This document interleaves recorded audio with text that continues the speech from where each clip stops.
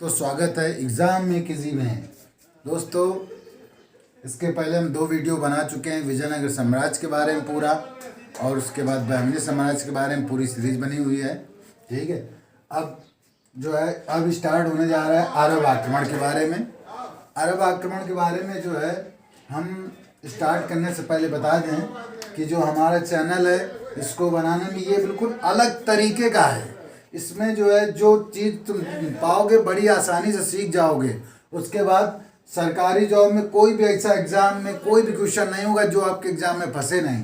तो इसलिए इसको ज़रूर से ज़रूर देखें और इसको लाइक करें, सब्सक्राइब करें और अपने दोस्तों को शेयर ज़रूर करें। ठीक है, तो अब स्टार्ट करते हैं अरब आक्रमण। अरब आक्रमण के बारे में पहले मैप के बारे में जान लेते हैं कि अरब कहाँ था, क्या कैसा था। देखो, ये इंडिया है, ये मैप में इंडिया दिखाई दे रहा है। ठीक है, ये बगल में जो है पाकिस्तान पड़ता है। ठीक है, कराची इधर पड़ता है, सिंध इधर पड़ता है, ये इस्लामाबाद पड़ता है। उसके बगल में अफगानिस्तान लगा है और इस साइड में ईरान लगा है जिसकी कैपिटल जो है तेहरान है, और इसके जस्ट बगल में इराक है जिसकी कैपिटल बगदाद है। इधर ऊपर साइड में तुर्की है। ठीक है, और यहाँ पर जो इसके जस्ट बगल में लगा हुआ सऊदी अरब है जहाँ पर मक्का मदीना है। ठीक है, तो जो मध्यकालीन भारत में जो व्यापार होता था अरब से, प्राचीन काल से ही भारत में अरब और भारत का व्यापार होता आया है और पूरा व्यापार पश्चिमी तट से होता था।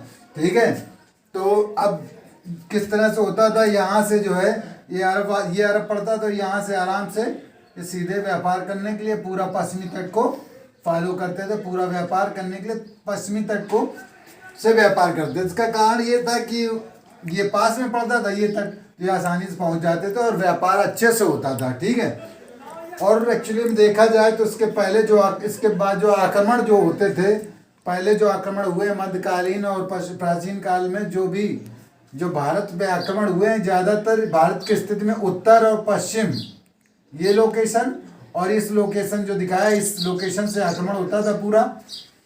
तो क्योंकि उस समय जो है जलयान का इतना साधन नहीं था, तो इस वजह से जो है प्राचीन काल और मध्यकालीन भारत में इस उत्तर और पश्चिमी भाग से ज़्यादातर ही आक्रमण होता था। ठीक है, तो अब हम लोग पढ़ने जा रहे हैं अरब आक्रमण।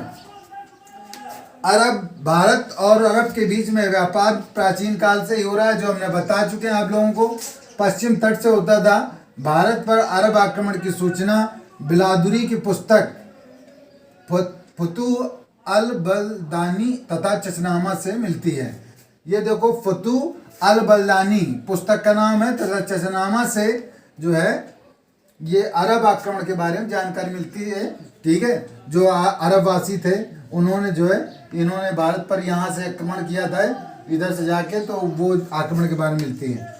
सबसे पहले 712 ईस्वी में, कब 712 ईस्वी में आक्रमण करने वाला अरब शासक मोहम्मद बिन कासिम था। कौन था? सबसे पहले मोहम्मद बिन कासिम ने भारत पर 712 ईस्वी में आक्रमण किया था। 712 ईस्वी में आक्रमण किया था। ठीक है, इसका सामना भारत में सिंध जो है ये अब तो पाकिस्तान में पड़ता है। सिंध जो है ये जो सिंध पड़ता है, जो पाकिस्तान में पड़ता है, सिंध में हुआ था। सिंध के राजा थे दाहिर। सिंध के राजा कौन थे? दाहिर से हुआ था, जिनकी राजधानी अलाउर थी। क्या थी? अलाउर थी। ठीक है, दाहिर मारा गया। इसमें क्या हुआ था, जो दाहिर था, जो सिंध का राजा था दाहिर, वो मारा गया। अब इसके साथ जो है मोहम्मद बिन कासिम के साथ काफ़ी विद्वान आए थे, जैसे कि ब्रह्मगुप्त। जो विद्वान आए थे उनमें से उन्होंने क्या किया, तो जो ब्रह्मगुप्त की लिखित ब्रह्म सिद्धांत जो था उसको अपने साथ ले गए थे, और ब्रह्म सिद्धांत का अरबी भाषा में अनुवाद अल फाजरी ने किया था। किसने किया था? अल फाजरी ने। जो ब्रह्म सिद्धांत था उसका अरबी भाषा में अनुवाद जो है अल फाजरी ने किया था।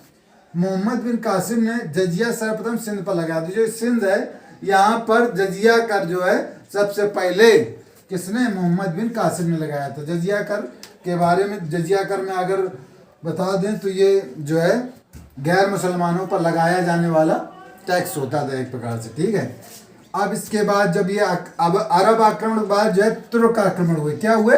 तुर्क आक्रमण। जो तुर्क आक्रमण हुए, तुर्क यहाँ ये तुर्की पड़ती है, देखो ये क्षेत्र तुर्की है, ये तुर्क आक्रमण यहाँ से ये लोग इराक को पार किया, ईरान को पार किया, अफगानिस्तान को पार किया, पाकिस्तान और यहाँ पर इंडिया पे आक्रमण किया था। जाके देखो कितनी लंबी दूरी तय करके जाते थे। तो ये तुर्क थे, लेकिन जो है ये तुर्क जो है इसमें से जो कुछ तुर्क यहाँ पर बस गए थे गजनी में। तो जो आक्रमण भारत में किया है तो ये गजनी वाले आक्रमण करते थे भारत में। देखो तुर्क मूलतः गजनी से आए थे। यहाँ पर जो तुर्क थे, यहाँ पर अफगानिस्तान में जो तुर्क थे वो कहाँ से आए थे? गजनी। गजनी एक जगह पड़ती है अफगानिस्तान में, ये पड़ती है, और ये जो आके भारत पर आक्रमण किया था। तो तुर्क गजनी से आए थे। गजनी में तुर्क साम्राज्य की स्थापना अल्पतगीन किसने की थी? अल्पतगीन नामक व्यक्ति ने की थी। कब की थी? 962 ईस्वी में गजनी के सिंहासन पर बैठा था।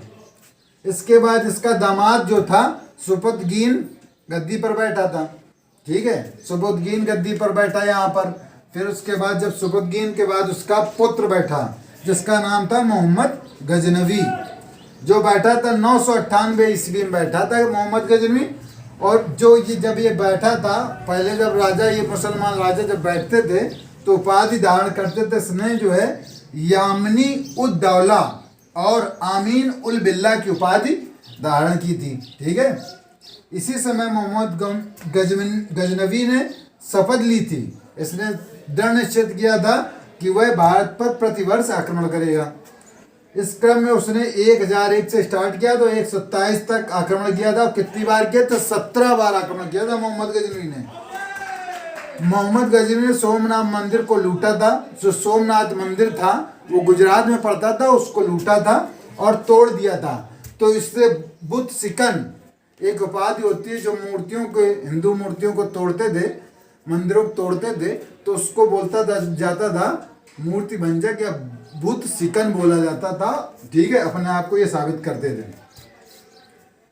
और उस समय जो है जब इसने जो है सोमनाथ मंदिर को लूटा और तोड़ दिया, तो मोहम्मद गजनवी के समय गुजरात का शासक भीमफस्ट था। ठीक है, और उसने बाद में फिर सोमनाथ मंदिर का पुनर्निर्माण करवाया था। मोहम्मद गजनवी का भारत में अंतिम आक्रमण 1027 में हुआ था, जाटों पर हुआ था। ठीक है, और इसकी मृत्यु 1030 में हो गई थी। इसकी मृत्यु कब हो गई? 1030 में हो गई थी। इसके साथ जो विद्वान आए थे वो थे अलबरूनी, फिरदौसी, उसरी और फारूकी थे। जो ये विद्वान थे, इनमें से सबसे ज़्यादा महत्वपूर्ण विद्वान जो था वो अलबरूनी था। भारत में रहकर गणित, इतिहास, भूगोल और दर्शन शास्त्र और पुराणों का संस्कृत भाषा में अध्ययन किया।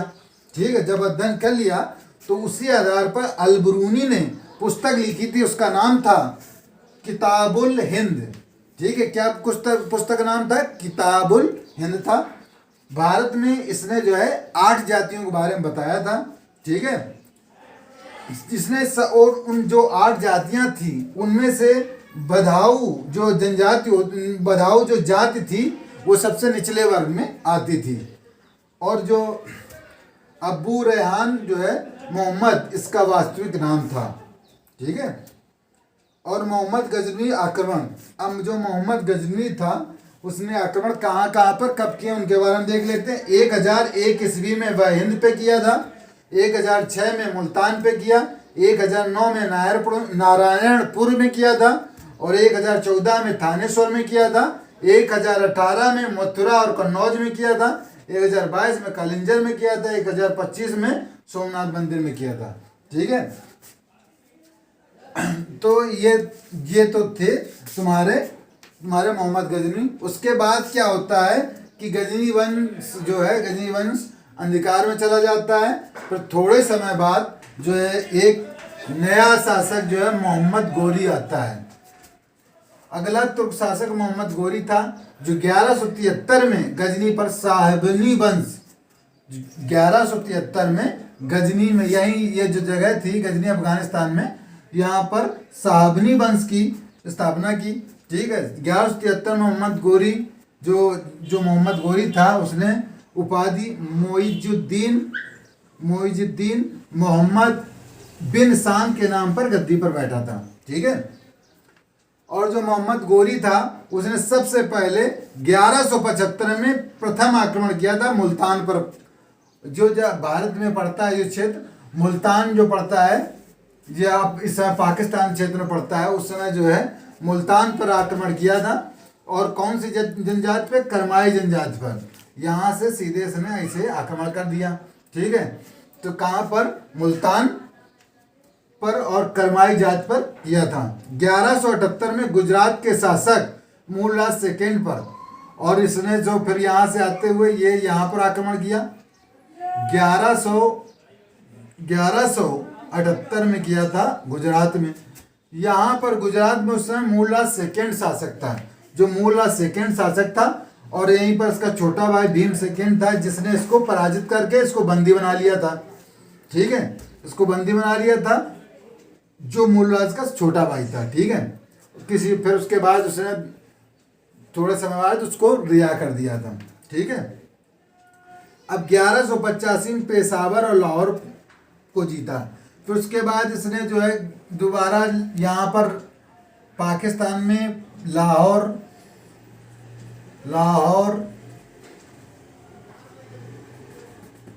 पाकिस्तान में लाहौर और पेशावर, लाहौर और पेशावर दोनों को जीता। ठीक है, कब जीता था?